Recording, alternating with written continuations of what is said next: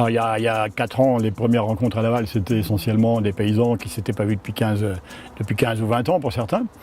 Et puis là, depuis Dardy, puis cette année ici à Tours, là, autour de l'alimentation, il y a des rencontres qui sont des rencontres d'un nouveau type, qui sont avec tout un tas d'associations de consommateurs qui s'intéressent à la question alimentaire.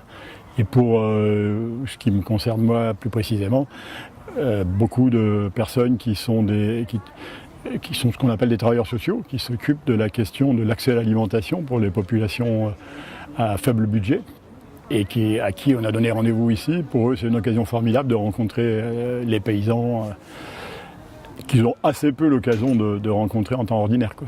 Donc on a beaucoup traité, entre autres, de cette question de l'aide alimentaire, de l'accès à l'alimentation pour les familles à petit budget, pas pour les 3 millions de plus pauvres, mais pour les 10 à 15 millions de personnes dont la consommation alimentaire est contrainte. Il y a énormément de gens, pour tout un tas de raisons, notamment monétaires, qui ont une consommation alimentaire contrainte. Mais il y a aussi la question de fond de savoir comment le mode de production agricole aujourd'hui dominant, qu'on appelle agro-industriel, participe au creusement des inégalités et à l'appauvrissement autour de lui. Tu vois, en détruisant l'emploi, comme il le fait, et en externalisant une grande partie de son coût de production. Toutes les questions qui sont liées à la santé, notamment, dont on a beaucoup parlé. Moi, je suis un éleveur et je sais que si tu veux prendre des nouvelles de ton troupeau très vite, quand tu vas aller voir le matin, que tu as peu de temps, il faut aller voir la bête la plus faible de ton troupeau.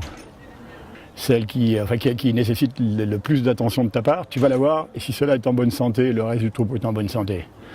Et quand on se préoccupe du sort de la précarité alimentaire des gens dont les budgets sont les plus faibles, c'est aussi dans cette optique-là.